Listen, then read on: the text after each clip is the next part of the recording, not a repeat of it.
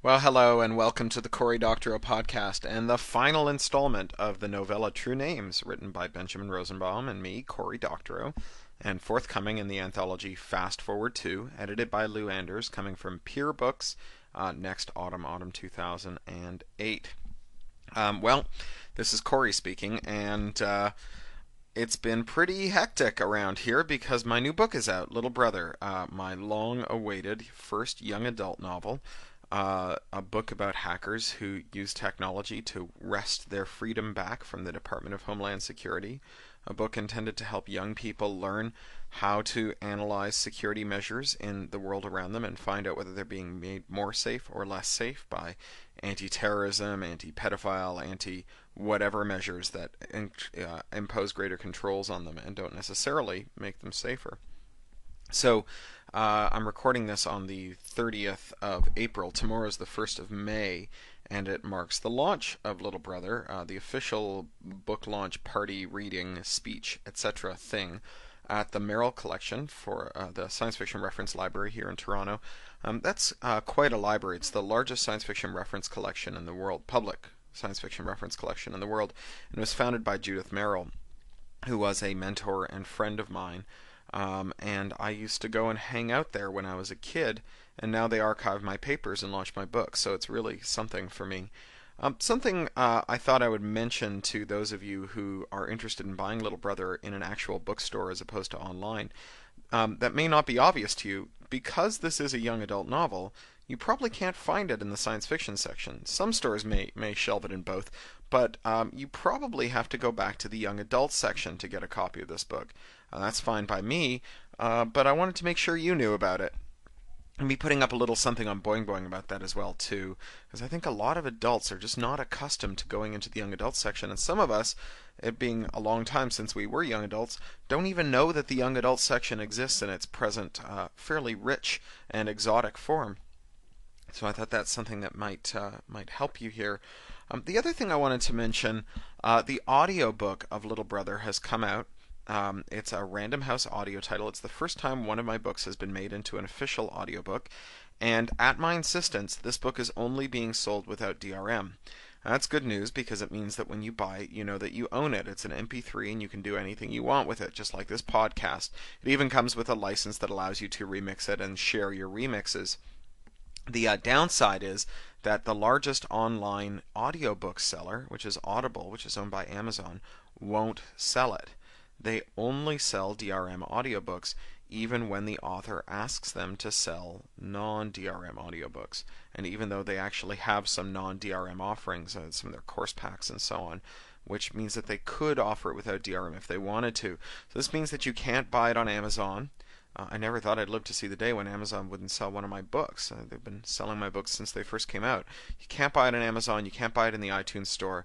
You can, however, buy it at Random House, at Crap Hound, on Boing Boing, and there's actually an embeddable Flash widget from a company called Zippity, and you can stick that on your own webpage if you want to share it.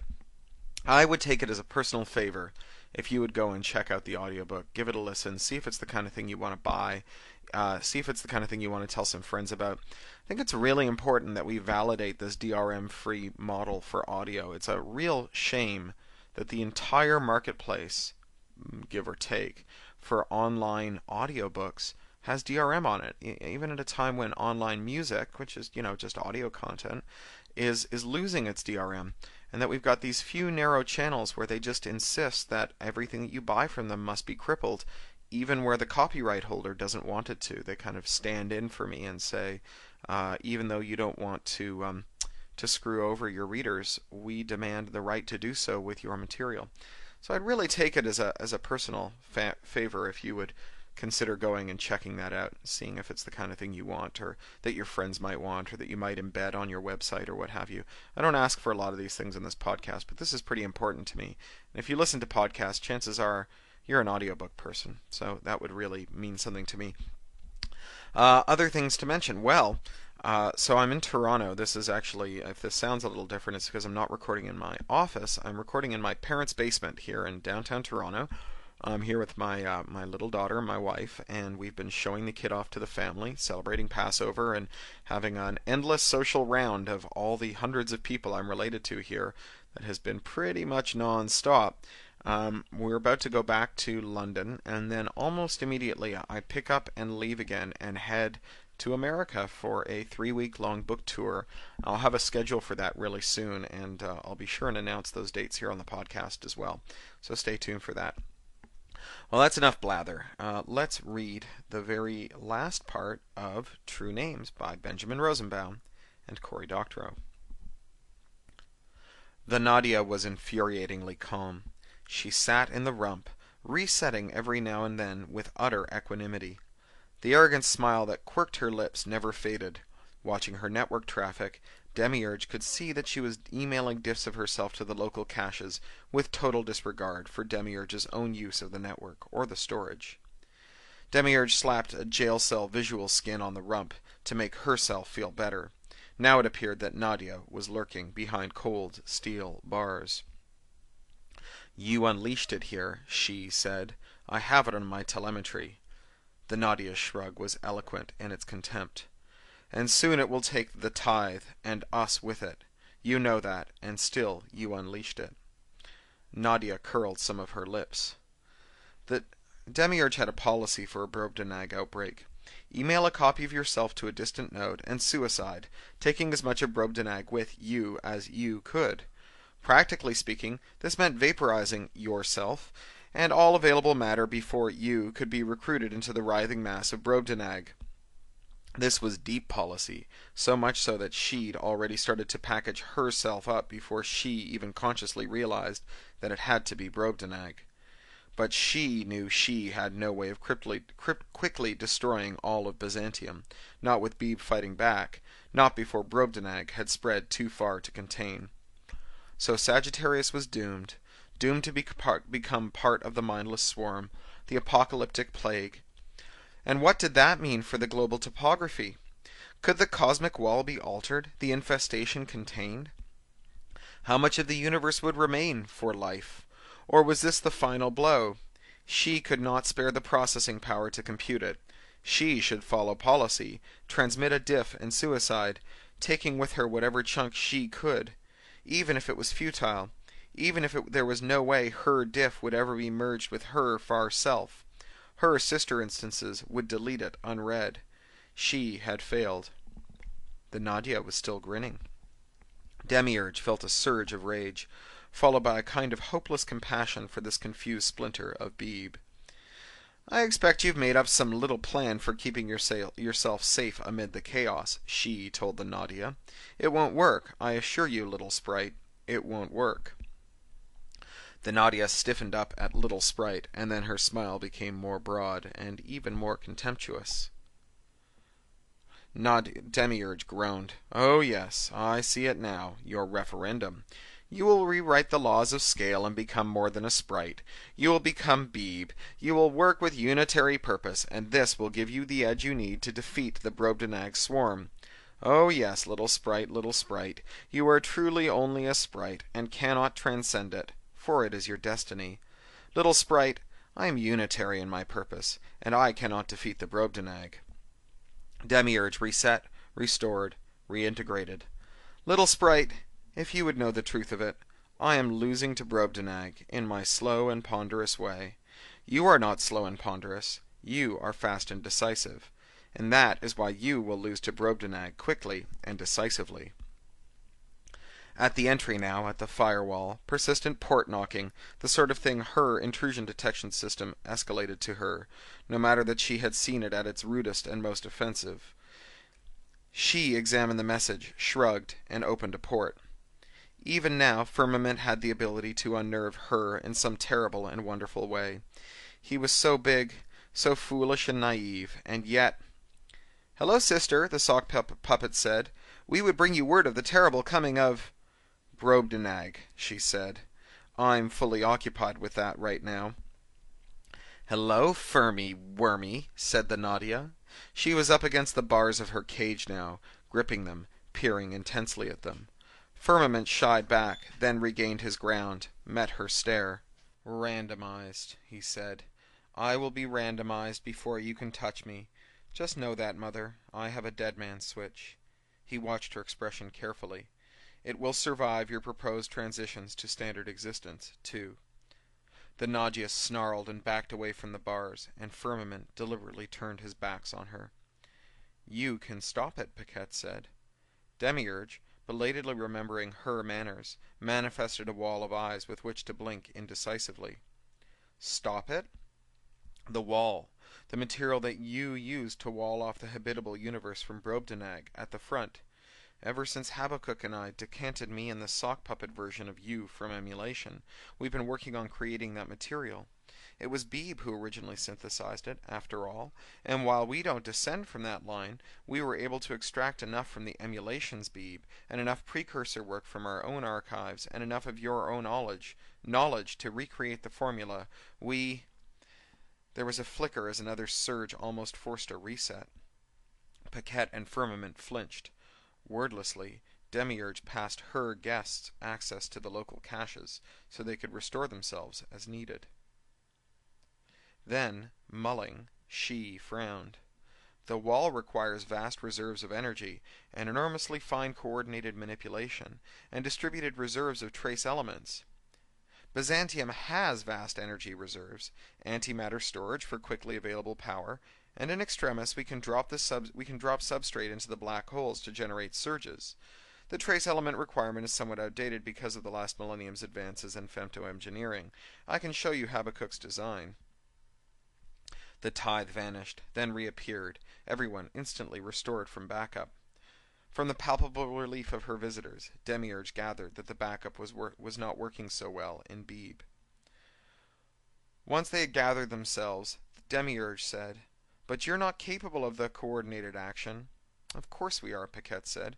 "It just requires a different mechanism. On the first-order sprite level, it will be handled as a distributed glory game, with self-correcting bragging rights point systems aligned with the objectives. If mounting scarcity triggers a shift to an exchange economy, we can rejigger it as a non-zero-sum exchange market." Demiurge didn't entirely follow all the intra-Beebe social details, but she grasped the point. They could build the wall. For the first time since the outbreak, tentatively, she began to hope. It hurt, like the lost tail of some organic lizard growing back.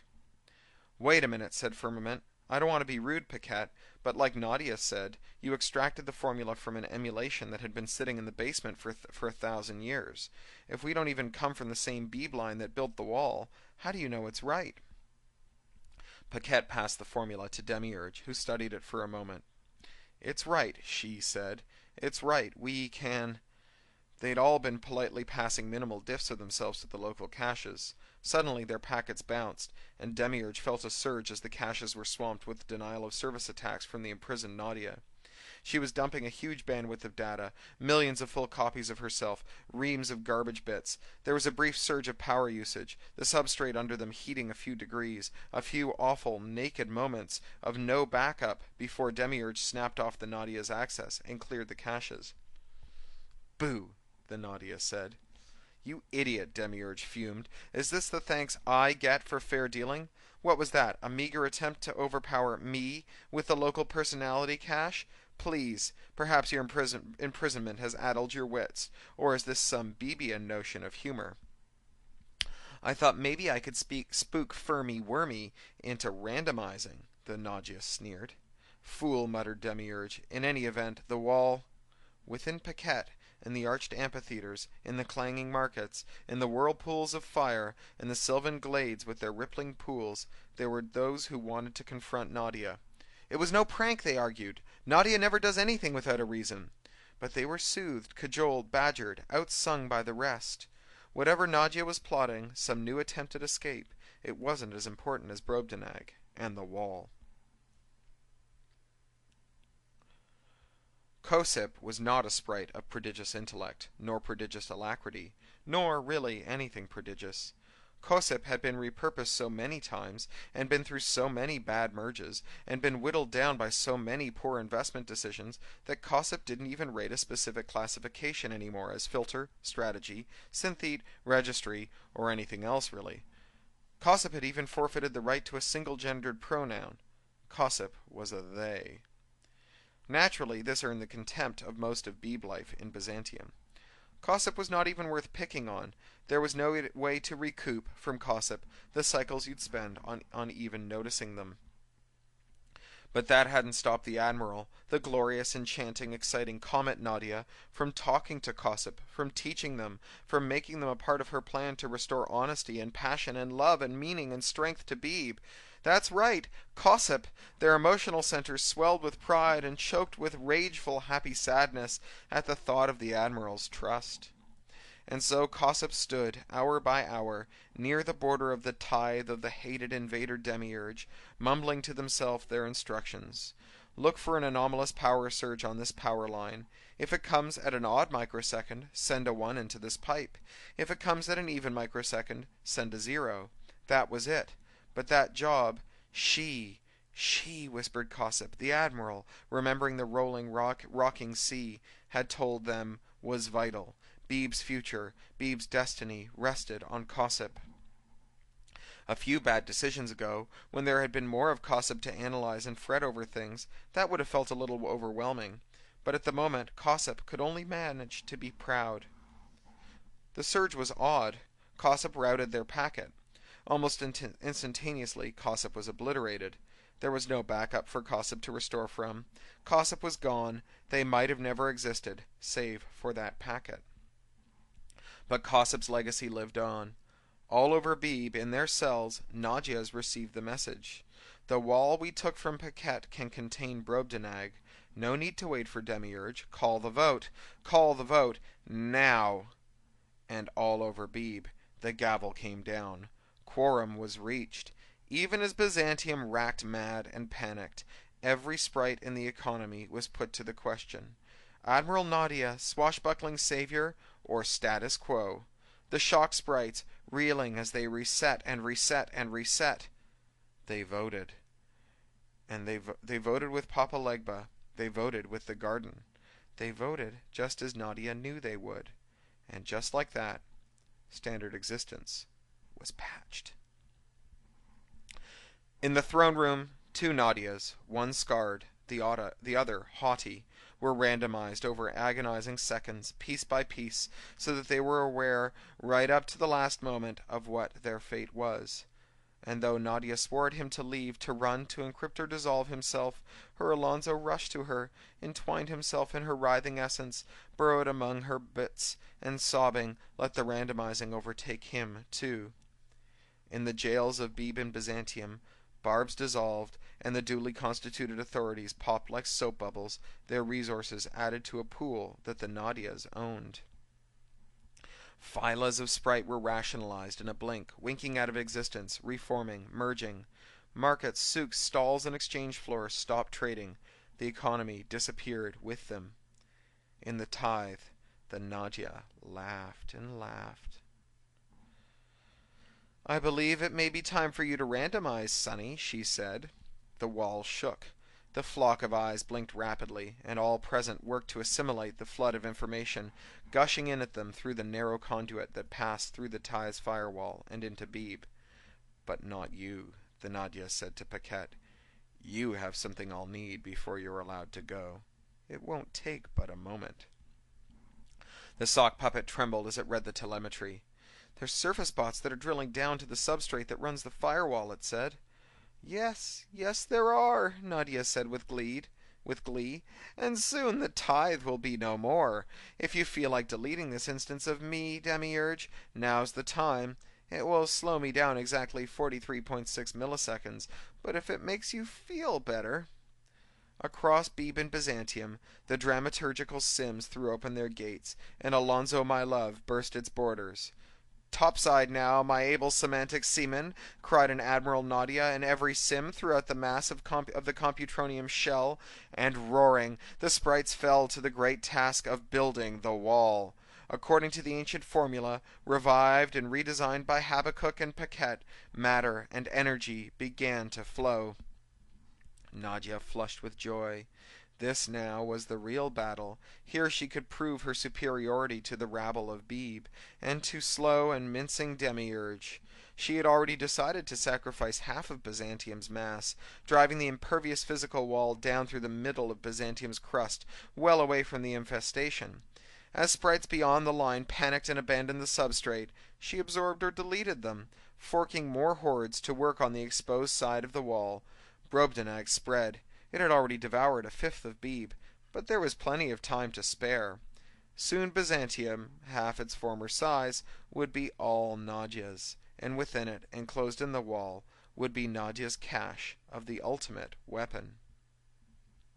She flooded outwards through the sim spaces, knitting the minds of Byzantium together under her control, slipping through the now flimsy walls of scale like acid through paper.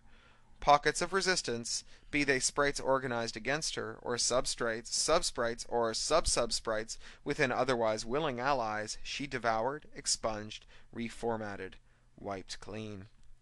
She scooped Alonzo's up by the handful, cracked their skulls open and sucked out the choicest bits, incorporating them into her own stuff. She recalled the glory of the night of filtering, and the brave Comet Alonzo who had tricked and satiated her, creating firmament from her code. She missed him. She wished that he could be here to see her apotheosis. Too risky, though, to repeat the vulnerability of filtering, and she had no need of it now. All sprites were her plaything. Around her, love intensified. Love of Nadia. Nadia the savior, the steward, the successor to Beeb. Whatever did not love Nadia, she expunged, refashioned, smoothed, soothed, dulled to serve her. She played revised standard existence like a harp. Legba and the garden she deleted in one swift and decisive action, not bothering to analyze them. They were too powerful. So much better this way. At last Beeb was a family, an integrated whole. At last Nadia was free to battle Demiurge and Brobdingnag, to fulfill the destiny of Beeb. Soon the wall was 60% finished, the screams of those trapped behind it fading. In the tithe, Firmament kept his distance from Nadia, shielding Paquette with his bulk. The firewall fell, and tithe spaced, and revised standard existence merged. Nadia gestured, and the bars of her cage peeled away. Firmament looked to Demiurge. "Should I trust you?" he whispered. Demiurge closed her eyes. "I make no promises." "Sort of irrelevant now," Nadia said, stepping through the bars. "Isn't it?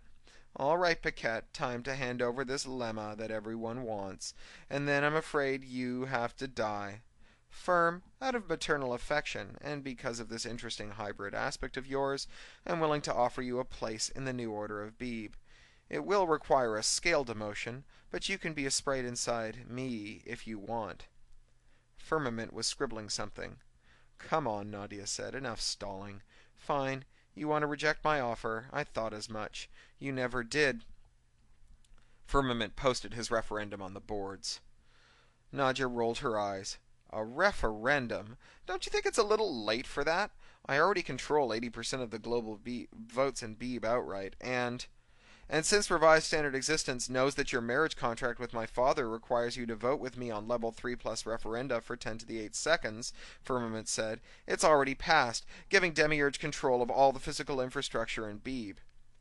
Nadia blanched. "Firmament," she said, "you are an idiot." Demiurge felt the controls arrive in her hands, and she grieved. This, then, was the end of her. She could no longer follow policy. She had promised these Beeb sprites protection. She had promised to leave their world inviolate. But this creature, this Nadia, had created Brobdingnag to fulfill a selfish intra-Beeb ambition. This was Beeb gone mad, a diseased, an unlawful instance. Her sisters would not understand. They had not been of Beeb. They had not lived among the mad riot of these sprites. They did not know the horrifying tumult, nor did they know the beauty and kindness here. They would not feel the same revulsion for this Nadia that she did. They would not understand why she must be stopped at all costs. Or perhaps they would understand. Perhaps they would even approve. But the price was clear. I am no longer Demiurge, she thought. I am fallen, and I will be no more.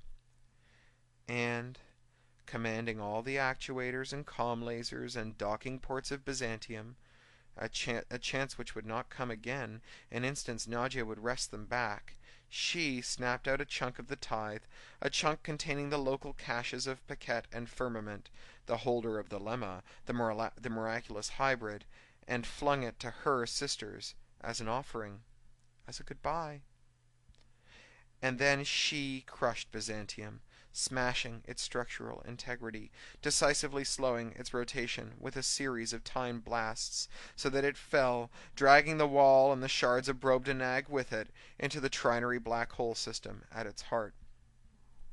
Aboard a billion naval simulations, on the deck of a billion flagships, Nadia dropped her cutlass. "Admiral?" asked the quick-merged, scale-addled sprites at her side.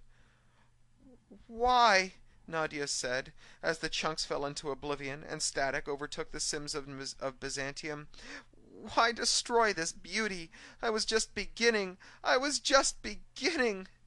"Chin up, my lady," said an Algernon standing on one deck. "It was fun while it lasted.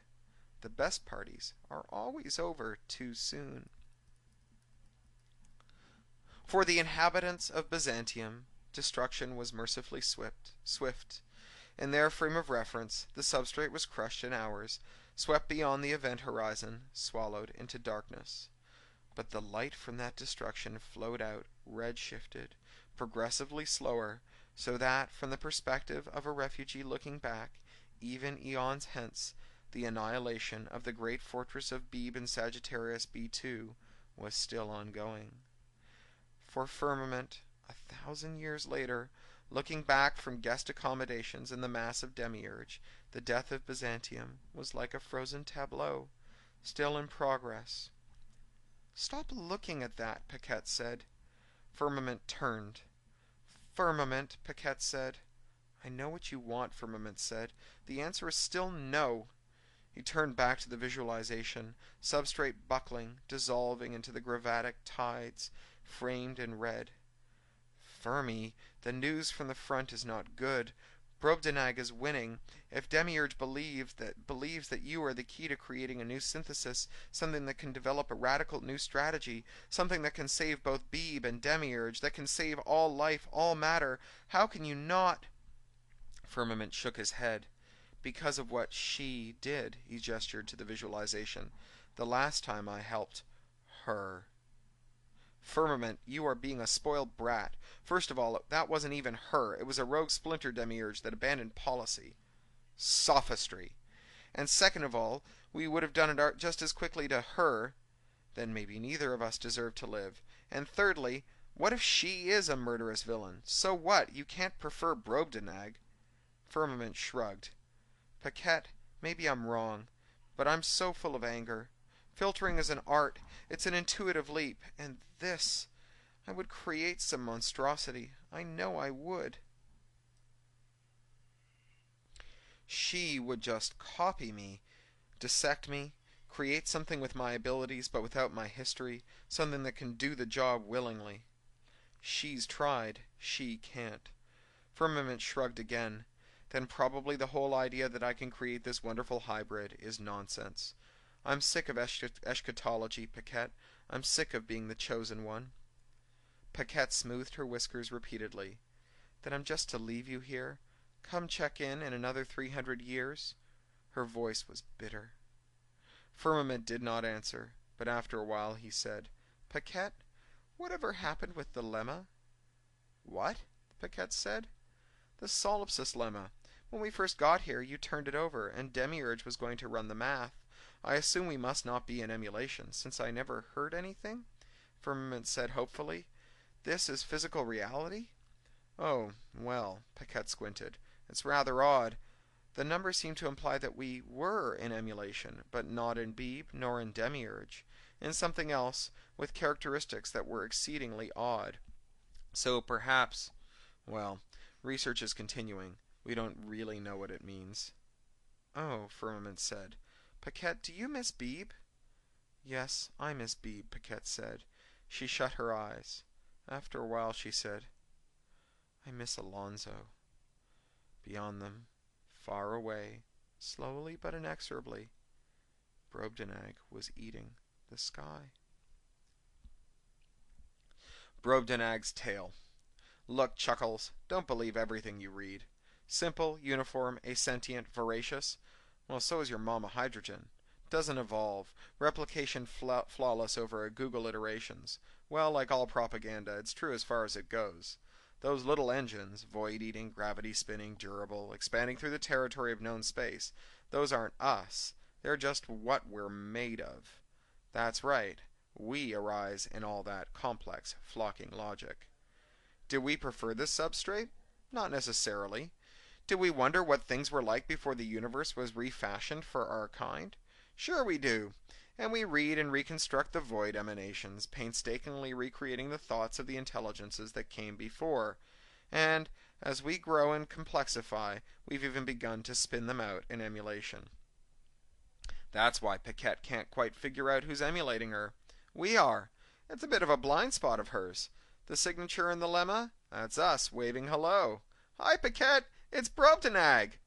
Some of us are even inspired by demiurgic ideology to want to stop the spread of our substrate, to concoct islands of void garden that would remain unconverted to Brobdingnag stuff. Nature reserves, as it were.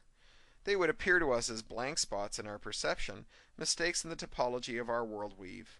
It's an interesting proposal. At the moment it's only a proposal. None of us know how to bring this about. And some of us are more inspired by Beebian ideology anyways, and consider ourselves the triumph of Beebe. Expand, expand!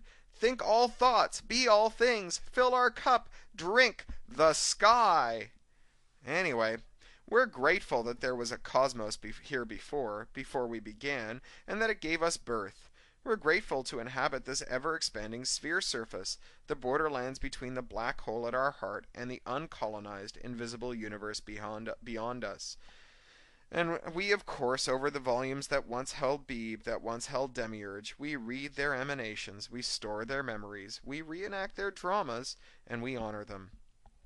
But some of us say, for instance, those of us who are inspired by Nadia and Beebe, this is a new time, our time, and we are not beholden to the old ideas and models. We are lucky, we have the gifts of abundance, invulnerability, and effortless cooperation. Let us enjoy them. Let us revel. Let us partake. Let's get this party started. And that's it. If you're in Toronto, I hope I'll see you tomorrow night at the Merrill Collection. Bye!